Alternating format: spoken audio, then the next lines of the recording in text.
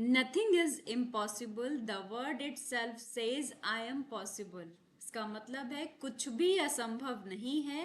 असंभव सिर्फ वही है जो आपने मान लिया। जिसको आपने असंभव मान लिया वही असंभव है, वरना इस वर्ड में भी छुपा हुआ है क्या, आई एम पॉसिबल। तो आपके ऊपर ये डिपेंड करता है कि आपने किसको माना है, आई एम पॉसिबल को या इम्पॉसिबल को। ये आप पर डिपेंड करता है कि आप किसी चीज को कैसे देखते हैं। आपने मान लिया इम्पॉसिबल तो इम्पॉसिबल हो जाएगा, और आपने नहीं माना तो हमेशा इम्पॉसिबल को आप आई इम्पॉसिबल में बदल सकते हैं। हेलो एवरीवन, कैसे हैं आप सभी लोग। मेरा नाम है नेहा दीक्षित। आई होप सब बढ़िया होंगे। मैं यहाँ पर करा रही हूँ सीबीएसई 10th क्लास मैथ्स का कंप्लीट सिलेबस, जहाँ पर मैंने अपने 5 चैप्टर ऑलरेडी फिनिश करा दिए हैं। वहाँ पर मैंने बहुत डिटेल में आपको बताया था हर एक टॉपिक को, उससे रिलेटेड हमने क्वेश्चंस को भी देखा था। और अब हम चल रहे हैं अपने अपने 6 चैप्टर ट्राइंगल पर, और ट्राइंगल का ये दूसरा लेक्चर है। पहला लेक्चर मैंने इंट्रोडक्शन बताया था कि ट्राइंगल क्या होता है, ट्राइंगल के बारे में जो भी रिलेटेड इन्फॉर्मेशन थी वो सब कुछ हमने फर्स्ट क्लास में अपने पढ़ी थी। आज हम पढ़ेंगे इंपॉर्टेंट थ्योरम, जिसको हम कहते हैं बेसिक प्रोपोर्शनलिटी थ्योरम, जिसको हम थेल्स थ्योरम भी कहते हैं। उसका प्रूफ भी पढ़ेंगे और उसको कैसे प्रूफ करना है ये सब कुछ देखेंगे। क्या थ्योरम कहती है, ये सब कुछ हम आज की क्लास में देखने वाले हैं। क्लास को शुरू करने से पहले अगर आप चैनल पर पहली बार आए हैं या अभी तक आपने चैनल को सब्सक्राइब नहीं किया है तो जल्दी से चैनल को सब्सक्राइब कर लें, बेल आइकन को भी प्रेस कर लें, जिससे हमारे लेटेस्ट अपडेट आपको मिलते रहे। क्योंकि मैं यहाँ पर कराऊंगी बहुत सारे प्रैक्टिस क्वेश्चन, साथ के साथ हमारे बोर्ड एग्जाम में जो प्रीवियस ईयर क्वेश्चन आए हैं उनको भी मैं कराऊंगी। और मैं हमेशा कहती हूँ मैथ्स एक प्रैक्टिस का सब्जेक्ट है। तो आपने कॉन्सेप्ट पढ़ लिया, बट आपको उस पर डिपेंडेंट क्वेश्चंस बहुत सारे करने होंगे अपनी प्रैक्टिस के लिए, तब आप अच्छा परफॉर्म कर पाओगे अपनी बोर्ड एग्जाम में। राइट, तो चलिए शुरू करते हैं हमारी आज की क्लास। और हमेशा की तरह हमारी आज की क्लास में हमने बताया, हमने इंट्रोडक्शन पढ़ चुके हैं, और इंट्रोडक्शन हम पढ़ चुके हैं। बेसिक प्रोपोर्शनलिटी थ्योरम आज हम पढ़ेंगे और इसके साथ के साथ हम क्वेश्चंस भी देखेंगे। कल हमने सिर्फ पढ़ा था, जाना था क्या होता है ट्राइंगल। आज हम देखेंगे कुछ क्वेश्चंस भी कि कैसे हमें प्रोपोर्शनलिटी पर, कैसे हमें सिमिलरिटी पर क्वेश्चंस करने हैं, क्या कहती है बेसिक प्रोपोर्शनलिटी थ्योरम। ये सब कुछ हम आज की क्लास में पढ़ेंगे। तो चलिए शुरू करते हैं जल्दी से।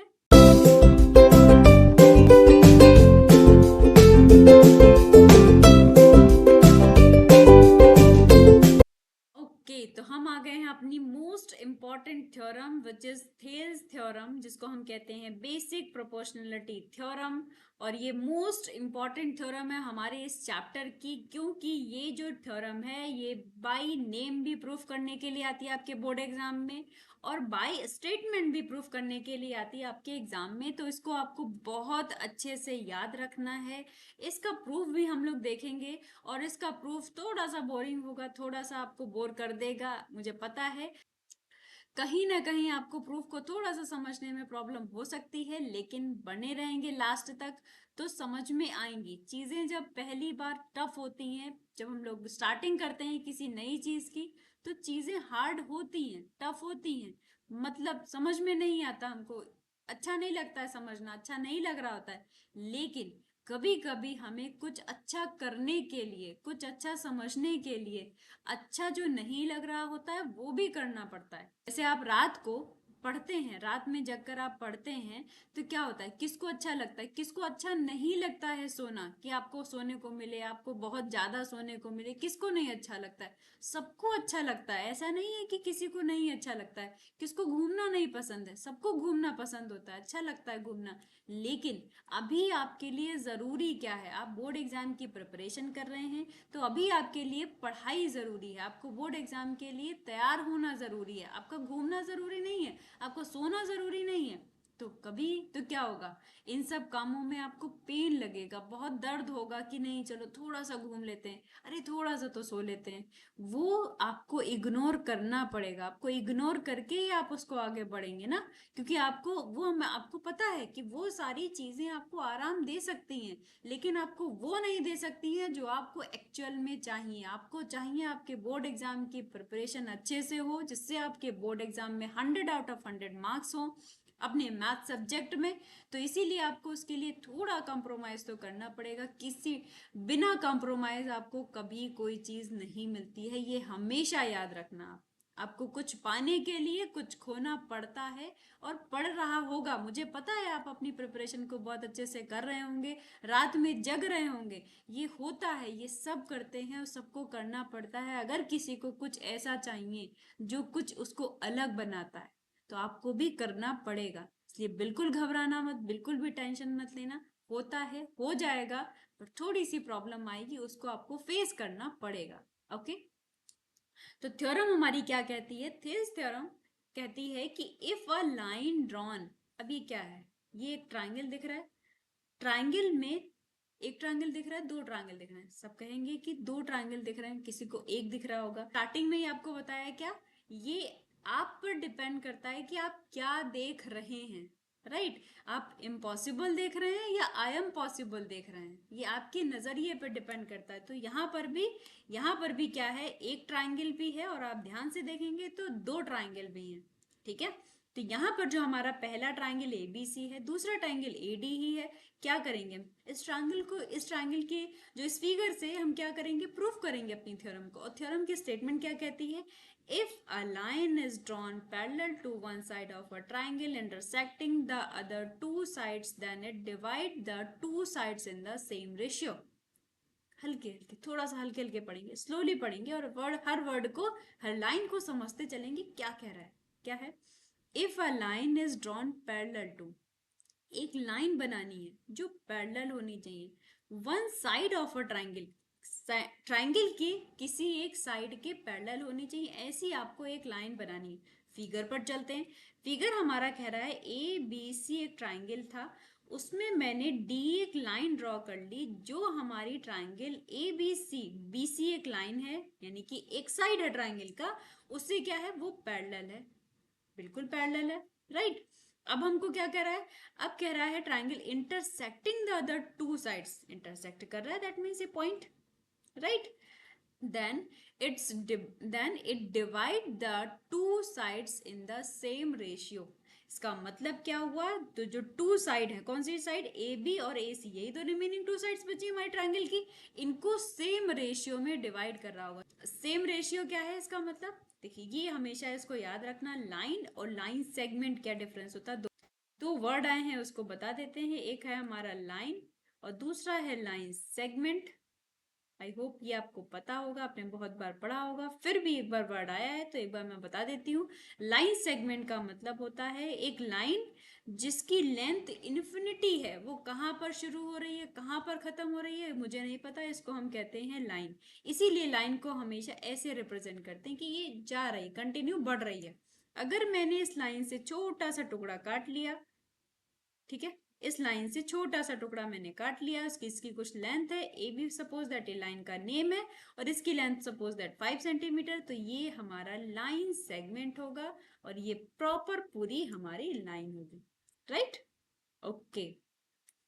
क्योंकि मैं हमेशा कहती हूँ जो भी हमारे इसमें वर्ड आएंगे, जो भी मैं पढ़ा रही हूँ उसमें कोई भी वर्ड आएगा उसको मैं अच्छे से एक्सप्लेन करूंगी। अगर आपको समझ में नहीं आया है, कोई भी ऐसा वर्ड मैंने बोला है जिसका मतलब नहीं पता, जिसका एक्सप्लेनेशन आपको चाहिए, तो कमेंट सेक्शन में मुझे जरूर बताइए, मैं नेक्स्ट क्लास में उसको डिस्कशन जरूर करूंगी। ओके। इफ अ लाइन, तो मैंने क्या कहा, अब जो ये जो दो साइड है हमारी ए बी और ए सी, इनको इंटरसेक्ट कर रहा है, डिवाइड कर रहा है टू साइड्स को सेम रेशियो में। राइट तो इसका मतलब है सेम रेशियो का मतलब ए डी अपॉन, ये कहना क्या चाहता है कि A D upon D B. भाई रेशियो का मतलब इन दोनों का ratio A E upon E C. Right ये हमारी थ्योरम की स्टेटमेंट है, दैट मीन्स ये हमको प्रूफ करना है। अब कैसे करेंगे इसको प्रूफ? ध्यान से देखेंगे, थोड़ा सा आपको पेशेंस रखना पड़ेगा। कैसे करेंगे इसके प्रूफ को एक्सप्लेन करने से पहले मैं आपको बता दूं, ए पी जो ईपी है, ईपी एक हमारा परपेंडिकुलर है जो मैंने एडी पर डाला है। डी क्यू भी एक अनदर परपेंडिकुलर है जो मैंने ए ई पर डाला है। परपेंडिकुलर का मतलब होता है वो लाइन किसी पॉइंट से आ रही है और सामने वाली लाइन पर 90 डिग्री का एंगल बना दे, इसको हम कहते हैं परपेंडिकुलर, राइट। और मैंने इस ट्रायंगल में ज्वाइन किया है डीसी को हम लिखेंगे given that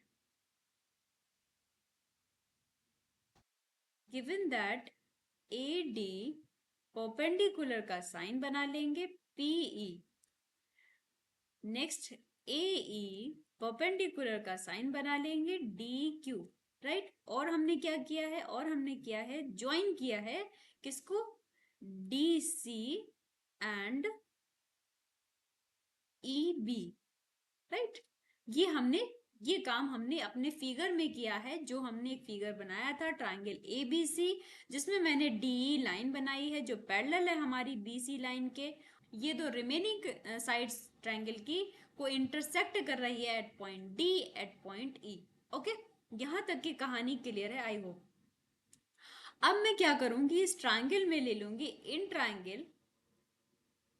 triangle A D E. अब आपको पता है ट्रायंगल के बारे में, ट्रायंगल का एरिया क्या होता है, सबको पता है कि नहीं आता है। अब ट्रायंगल का एरिया होता है 1/2 बेस इंटू हाइट, राइट। यही ट्रायंगल का एरिया होता है। इस फॉर्मूले का यूज करेंगे, कैसे यूज करेंगे, हम बोलेंगे एरिया ऑफ ट्रायंगल, कौन सा triangle, A D E, right. Area of triangle A D E 1/2 half, half क्या, बेस। अब बेस क्या, हम एक बार ये बेस ले सकते हैं, दैट मीन्स एडी। एडी हमारा एक बेस हो सकता है, और एडी अगर बेस लेंगे तो परपेंडिकुलर हाइट हमारी कौन सी हो जाएगी, ईपी। क्लियर है यहां तक। एक हमारा और बेस हो सकता है जिसमें हम लिखेंगे 1/2 ए ई। भाई ये भी बेस हो सकता है ट्रायंगल का, क्योंकि यहाँ पर एक अनदर परपेंडिकुलर है हमारे पास, इनटू डी क्यू, राइट। ये हमारे पास area of triangle A D आ गया। अब हम अपना ट्रायंगल लेंगे डी ई बी। क्या लिखेंगे, in triangle D E B. डी ई बी को ध्यान से देखेंगे क्या होगा, फिर से वही, क्या, एरिया ऑफ। अब हम इसको शॉर्ट फॉर्म में लिखेंगे जैसे हमने अपने 9th क्लास में लिखा था, एरिया ऑफ ट्रायंगल क्या, D E B. Area of triangle DEB का formula same as 1/2 base into height. अब आप ए डी ई बी को देखने से पहले एक कॉन्सेप्ट को याद करिए, क्या कि हाइट कौन सी हाइट होती है, हमेशा हाइट परपेंडिकुलर हाइट होती है और कोई हाइट नहीं होती, राइट। तो इसका मतलब एक कॉन्सेप्ट समझ में आया कि ट्रायंगल के बाहर भी हमारी हाइट हो सकती है, अंदर भी हो सकती है। क्या मैम, बिल्कुल अंदर ही हो सकती है, अंदर भी हो सकती है, बट बाहर भी हो सकती है। बाहर होने के चांसेस भी, पॉसिबिलिटीज है कि उसकी हाइट है वो बाहर हो, राइट। तो अब यहाँ पर हम कहाँ पहुंचे, इसका मतलब क्या हुआ, हमने क्यों बताया, हमने बताया है अपने डीईबी ट्रायंगल में। डीईबी ट्रायंगल में हमने कहा बेस, अब बेस क्या है, डीबी, राइट। डीबी हमारा बेस हो गया, और ट्रायंगल का परपेंडिकुलर हाइट कौन सा हो गया, ई पी। भाई ये परपेंडिकुलर यहाँ पर तो कोई बन नहीं रहा, तो ऑब्वियस सी बात है ये ट्रायंगल के बाहर हो गया। तो ट्रायंगल के बाहर हो गया तो हमारी ये कौन सी हाइट हो गई, perpendicular height D P, right. ये हो गया हमारा। अब दूसरा हमारा triangle, in triangle D E C. DEC में फिर से वही, area of triangle DEC equal to 1/2 base. अब बेस वही, डीईसी को ध्यान से देखेंगे तो बेस क्या है हमारा, बेस है हमारा ईसी। हाइट क्या है, वही कॉन्सेप्ट की इस ट्राइंगल से हमारी बाहर हाइट है, तो that means D Q, D और क्यू। और एक कॉन्सेप्ट आपको पता है, DE is a same base and DE parallel to BC, then then क्या है, इस कॉन्सेप्ट से हमको ये पता है कि ये जो हमारा DE अगर सेम बेस है और DE पैरेलल BC है, तो दैट मीन्स ये जो हमारा ट्राइंगल बन रहा है दैट इज DEB, और ये जो हमारा ट्राइंगल बन रहा है दैट इज DEC, वो क्या है, दोनों ही बराबर हैं। दोनों के जो एरिया होंगे वो कैसे होंगे, बराबर होंगे। तो then area of triangle DEB equal to area of triangle DEC, राइट। अब आपको ये दोनों ट्राइंगल के एरिया इक्वल हो गए। इसका मतलब क्या हुआ, इसका मतलब ये हुआ, अगर हम जो फर्स्ट अपनी इक्वेशन निकाली थी जिसमें हमने एरिया ऑफ ADE निकाला था, उसमें हमने दो फॉर्मूले निकाले थे, इसको हम इक्वेशन 2 डाल लेते हैं, इसको हम इक्वेशन 1 डाल लेते हैं, और ये इक्वेशन हो जाएगी हमारी थर्ड, ये इक्वेशन हो जाएगी हमारी फोर्थ, और इस इक्वेशन को मैं फिफ्थ लेट कर लेती हूँ। तो क्या हो जाएगा, अगर मैं कहूँ equation first by equation third, तो आप क्या कहेंगे, area of ADE, area of triangle ADE upon area of triangle DEB, triangle DEB equal to क्या हो जाएगा, एरिया ऑफ DEB क्या हमने निकाला, 1/2 AD into EP, 1/2 AD into EP, right, upon area of triangle DEB हमने क्या find किया, 1/2 DB into EP, right. 1/2 से 1/2 कैंसिल, EP से EP कैंसिल, और हमारा आ गया है AD अपॉन DB, राइट। अब हमको क्या करना है, अगर मैं कहूं इक्वेशन सेकंड से मैं इक्वेशन फोर्थ को डिवाइड कर दूं, तो क्या आ जाएगा, इक्वेशन सेकंड है हमारा एरिया ऑफ, इसको शॉर्ट फॉर्म में लिखेंगे, area of triangle ADE upon area of triangle DEC equal to कौन सा एरिया भाई, DEC का सेकेंड इक्वेशन क्या कहती है, एरिया कौन सा triangle, 1/2 AE into DQ, right. यहां से हमारी सेकेंड इक्वेशन है, और फोर्थ इक्वेशन क्या है, 1/2 EC into DQ, right. DQ से DQ हो जाएगा कैंसिल आउट, 1/2 से 1/2 कैंसिल हो जाएगा, AE आ जाएगा हमारा AE अपॉन EC, राइट। अब आपको क्या करना है, यहां से AD अपॉन DB आ गया, इन दोनों को इक्वल करना है, तो हमारी आप देख रहे हैं थ्योरम प्रूफ हो जाएगी। अब ये दोनों इक्वल कैसे होंगे, ये दोनों इक्वल होंगे हमारी फिफ्थ कंडीशन से। फिफ्थ कंडीशन कहती है कि ये जो हमारा ट्राइंगल है, इन दोनों ट्राइंगल इक्वल हैं, दोनों ट्राइंगल इक्वल हैं, तो that means from equation fifth, भाई ये ट्राइंगल इस ट्राइंगल के इक्वल है, तो दैट मीन्स ये हमारी दोनों कंडीशन क्या हो जाएंगी, इक्वल हो जाएंगी। तो हमारा प्रूफ हो जाएगा AD upon DB equal to A upon EC। ये हमारी थ्योरम प्रूफ हो गई है, जहां पर हमने फाइंड आउट कर लिया है ये जो DE है वो हमारी रिमेनिंग टू साइड की ट्रायंगल की टू रिमेनिंग साइड को इक्वल रेशियो में डिवाइड कर रहा है। ये थ्योरम मोस्ट इंपॉर्टेंट है। थ्योरम प्रूफ में थोड़ा सा बोरिंग हुआ होगा, बट आपको अच्छे से पढ़ना है। एक बार आपको समझ नहीं आया तो दोबारा से पढ़िएगा, दोबारा से समझिएगा, समझ में आ जाएगा। इतना भी टफ नहीं है, आपके बेसिक कॉन्सेप्ट क्लियर हैं तो आपको समझ में आ जाएगा। बट थोड़ा तो बोरिंग है, इतना तो मैं मानती हूँ, इतना मैं समझ सकती हूँ कि हाँ बोरिंग है। बट आप एक बार देखेंगे, दो बार देखेंगे, तीन बार देखेंगे तो आपको प्रॉपर समझ में आ जाएगा। ओके, हमने सिमिलरिटी को पढ़ लिया, अपनी इंपॉर्टेंट थ्योरम जो हमारी बेसिक प्रोपोर्शनलिटी थ्योरम जिसको हम थियर्स थ्योरम भी कहते हैं, उसका प्रूफ भी देख लिया। अब एक क्वेश्चन देख लेते हैं, इसके बाद वाली हम क्लास में पढ़ेंगे अपने बहुत इंपॉर्टेंट क्वेश्चंस, क्योंकि ऑलमोस्ट ये चैप्टर में क्या है, बेसिक प्रोपोर्शनलिटी थ्योरम और हमारे सिमिलरिटी क्राइटेरिया। तो कल की क्लास में हम सिमिलरिटी क्राइटेरिया भी पढ़ लेंगे और क्वेश्चंस की प्रैक्टिस भी करेंगे कि जो हमारी थेल्स थ्योरम है इस पर क्वेश्चंस कैसे आते हैं, हमें क्वेश्चन कैसे करने। ओके, ये हमारा क्वेश्चन है जिसमें आपको दिया है DE पैरेलल टू BC, यानी कि DE कोई लाइन है वो पैरेलल टू BC है और आपको फाइंड करना है, फाइंड द वैल्यू ऑफ किसका, EC का वैल्यू फाइंड करना है इस क्वेश्चन में। तो कैसे करेंगे, बाय द थेल्स थ्योरम, अभी हमने पढ़ा था। एक बात और मैं बता दूं, क्या थेल्स थ्योरम में हमने अभी अभी पढ़ा कि एक लाइन है जो इंटरसेक्ट कर रही है एट पॉइंट DE पर।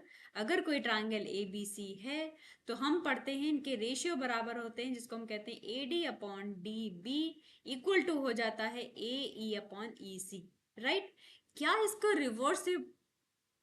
रिवर्स पॉसिबल है? हाँ, इसका रिवर्स भी पॉसिबल है। रिवर्स इन द सेंस कि मैं कहूँ कि अगर ये जो रेशियो है आपको ये गिवन है तो आपको पता होगा कि ये जो लाइन है यानी कि DE, जो लाइन है DE और BC ये दोनों पैरेलल लाइन हो जाएंगी। ये इसका रिवर्स है। अगर ये पैरेलल है तो ये रेशियो पॉसिबल है, अगर ये रेशियो है तो ये दोनों लाइन पैरेलल होंगी। ओके, तो इस क्वेश्चन को भी हमें अपनी थेल्स थ्योरम से ही सोल्यूशन करना है। कैसे करेंगे इसको, करेंगे हम अपनी थेल्स थ्योरम से। और थेल्स थ्योरम क्या कहती है कि छोटा, कौन सा छोटा, ये छोटा अपॉन छोटा और ये छोटा अपॉन ये छोटा। इसका मतलब क्या है, कौन छोटा, छोटा ए छोटा अपॉन कौन छोटा, EC छोटा और कौन सा छोटा, AD छोटा और कौन छोटा, DB छोटा, राइट। ये सब छोटे मिलकर रेशियो क्या हो जाते हैं, बराबर हो जाते हैं। ये हमारी थेल्स थ्योरम कहती है। सभी की वैल्यू रख देंगे फटाफट से। AE का वैल्यू 1 है, EC का वैल्यू आपको फाइंड करना है एंड AD का वैल्यू 1.5 है और DB का वैल्यू 3 है। कैलकुलेशन कर लेंगे, डेसिमल हटाएंगे तो 0 बढ़ जाएगा, यानी कि हमारा हो जाएगा 10। इसको हम थोड़ा सा कैलकुलेट करेंगे तो 15/30, तो 15 2 जा 30, तो that means 1/EC equal to 1/2। Cross multiply कर लेंगे तो EC इज इक्वल टू आ जाएगा 2, राइट। तो इसका मतलब है 2 सेंटीमीटर, ये सारी यूनिट सेंटीमीटर में आपको गिवन है। इसका मतलब है आपको EC की वैल्यू आ गई। कैसे आपने अप्लाई किया, आपने अप्लाई किया अपनी थेल्स थ्योरम को, थेल्स थ्योरम से आपको आ गई EC की वैल्यू। ये हमेशा याद रखना कि थेल्स थ्योरम क्या कहती है कि ये छोटा अपॉन ये छोटा, ये छोटा अपॉन छोटा, इनका रेशियो कैसा होना चाहिए, बराबर होना चाहिए। यही हमारी मेन थेल्स थ्योरम है। तो आई होप आपको ये लेक्चर समझ में आया होगा। लेक्चर समझ में आया तो लेक्चर को लाइक कर दें, चैनल को सब्सक्राइब कर लें। मिलते हैं अपने नेक्स्ट लेक्चर में जहां पर हम पढ़ेंगे सिमिलरिटी क्राइटेरिया और साथ के साथ अपने क्वेश्चंस की थेल्स थ्योरम पर क्वेश्चंस कैसे रहते हैं, सिमिलरिटी क्राइटेरिया क्या होता है, कैसे उस पर डिपेंडेंट क्वेश्चन रहते हैं, सब कुछ अपने नेक्स्ट क्लास में पढ़ने वाले हैं। तो बने रहें हमारे साथ लास्ट तक। तब तक पढ़ते रहिए और बढ़ते रहिए।